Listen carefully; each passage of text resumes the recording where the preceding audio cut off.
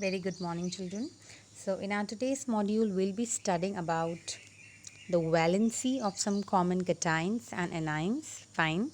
There are certain rules for the writing the chemical formula, and we'll be discussing some of the chemical formulas as well. Now, children, first of all, we had already discussed this thing that what exactly do we mean by the term valency. Fine. So, how we'll be defining it? Valency of an ion is defined as the units of positive or negative charge present on the ion. Always remember this thing, there are a lot of ions, cations as well as anions. We have already discussed this thing, what is the meaning of cation and what is the meaning of anion, right? So always remember this thing, whatever positive or negative charge is present on the ion, that makes its valency. For example, like let's just consider the sodium ion. As you can see, there is only one positive charge, fine. So its valency becomes 1. Similarly, let's just look here at calcium, fine. So calcium is having 2 unit positive charge, its valency becomes 2. Similarly, aluminium, Al3 positive has valency 3 because 3 positive charge is there, right? Like oxygen 2 negative has 2 unit negative charge. So depending upon whether the valency of an ion is 1, 2, 3 or 4, they can be said as monovalent, divalent, trivalent, tetravalent respectively. This thing we have already discussed, fine. And I have already explained you why the calcium is 2 positive, why the 2 positive charge is there. So we have already done this thing. Now children, in order to solve or in order to writing the chemical formula, you need to know the valency of some common cations and anions. Fine. So, like for example, you all can see here when I'm telling about the cation. So, we have monovalent cation, divalent, and trivalent. So, there are 3 columns you all can see. The first one with valency 1, then with valency 2, and the last one is with valency 3. So, you can see hydrogen is having the positive 1 positive charge. So, it is having valency 1. Similarly, sodium is having 1 positive charge. Again, all these cations in the monovalent column, they are having, you can see, 1 positive charge only. So, always remember this thing, if they are having 1 positive charge, so definitely they will be having 1 valency. Moving on to the divalent cation, you can see the valency is 2. So, you can see magnesium is having 2 unit positive charge. So, it is showing 2 valency. Similarly, calcium is 2 positive. So, it is showing valency 2. Why the charge, the charge, how does we are actually applying this charge? Let me just give you a example again, although we have already discussed this thing. Like for example, let's just take about the magnesium. Fine. So what is the atomic number for magnesium? Hydrogen, helium, lithium, beryllium, boron, carbon, nitrogen, oxygen, fluorine, neon, sodium, magnesium. So you can simply, all these things. Magnesium is 12. Take it. If you have already learned the things, you need not to revise them again and again, because that is on your fingertips. Now it is 12, so we can write it as 2, 8 and 2. Right, children? So you can see here, I have already told you when we are writing, when we are actually writing the electrons in our shells.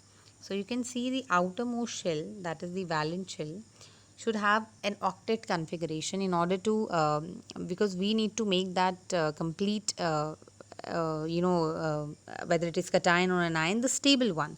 So here you can see the outermost valence shell is having only 2 electrons. So is it stable?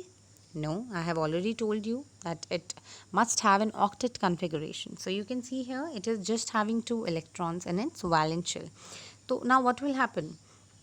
Either it can lose these 2 electrons or it can gain 6 electrons. Fine. So which one is better option?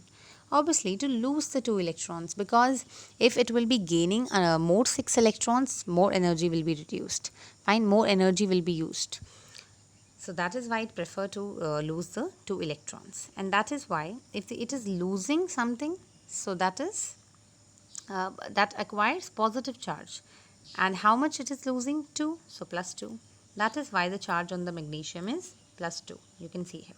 Fine. So you need to learn these things very very nicely, because when we will be making the chemical formula, you will not be solving this thing that okay fine, what is the symbol for aluminium, what is the charge for aluminium. No, this thing you should know. Fine. Only then you will be able to solve the chemical formulas. Fine. So you need to write all these content in your notebook as well from this table, not the above one, but this table is important. Now children, similarly the trivalent cation, that is valency 3. So you can see aluminium is 3 positive charge, 3 valency. Chromium is Cr3 positive. Similarly iron, you can see Fe3 positive, and gold is Au3 positive. Fine. These were actually the I would say the cation. Let's just look at the anion as well. So you can see we have monovalent anion, divalent anion, trivalent anion with valency 1, 2 and 3.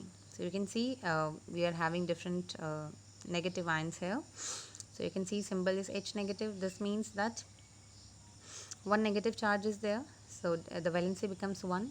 You can see here only one negative charge you can see. Fine. These anion carrying only one negative charge, so their valency becomes 1. Whether it is hydride, hydroxide, chloride, bromide, iodide, nitrite, nitrate. Now children, similarly we can do the divalent anion also, like we have CO3, 2 negative. So remember this thing, they are consist of 2 negative charge. Fine. I hope this thing is clear to each one of you. Now similarly the trivalent anion, we are having 3 negative because it is 3 valency. So how many negative charges are there? 3. Fine. Always remember this thing. Now children will be discussing what is the chemical formula and how to write the chemical formula. This thing is very important, that is the concept. So the shortest way to represent a compound with the help of symbol. If we need to represent a compound, that should be done only with the help of symbol. Otherwise how will we be doing it, right? And valency of elements. So that is the chemical formula. Now children, there are some rules for writing the chemical formulas. Like first of all, the valencies or charges on the ion must be balanced. This thing is very important. Charges must be balanced, and valencies also must be balanced. When a compound consists of a metal and non-metal, like for example there is calcium oxide. Fine, this is a compound which consists of metal as well as non-metal. So the symbol of the metal is written first. Always remember this thing. The symbol of the metal is written first. That is on the left hand side, and non-metal on its right. For example, you can see here we have calcium oxide, sodium chloride, copper oxide, fine, iron sulfide. So in these, oxygen, chlorine and sulfur are non-metal and are written on the right. Whereas calcium, sodium and iron and copper, you can see they are the metal and they are written on left hand side.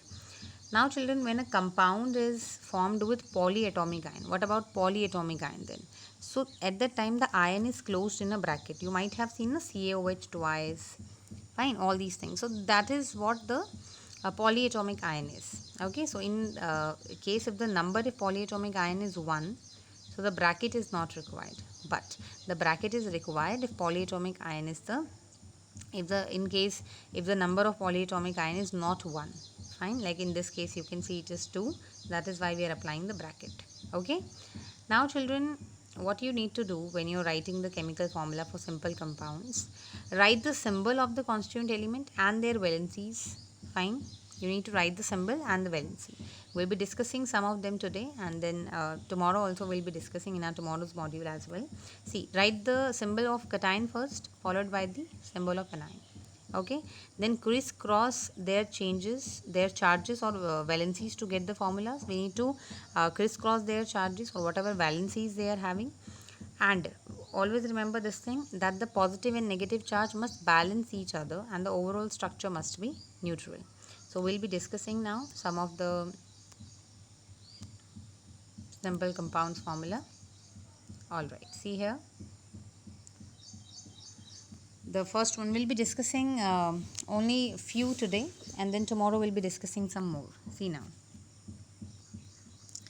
So you all can see hydrogen sulfide. Let's just quickly do about the hydrogen sulfide.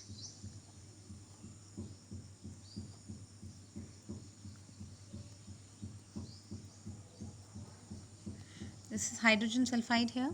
So first of all, what they were telling to us, the chemical formula, you need to write the symbol. Let's just quickly do that. What is the symbol for hydrogen? It is H. What is the symbol for sulfide? It is S.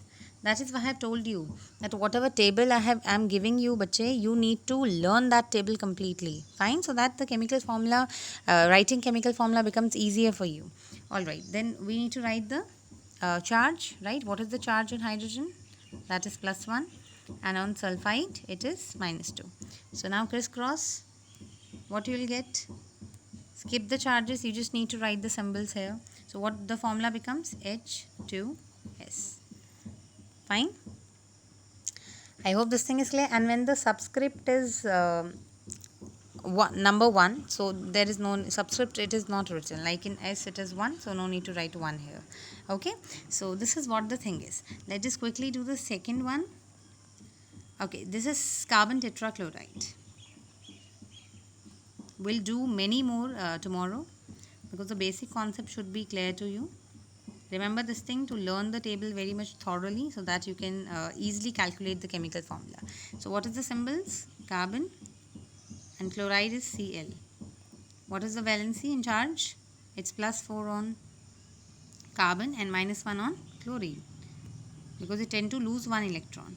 Now crisscross and you get CCl4, carbon tetrachloride. I hope you're getting me. Alright children, I hope the topic is clear. Tomorrow we'll be do some more formulas of simple compounds. Thank you everyone.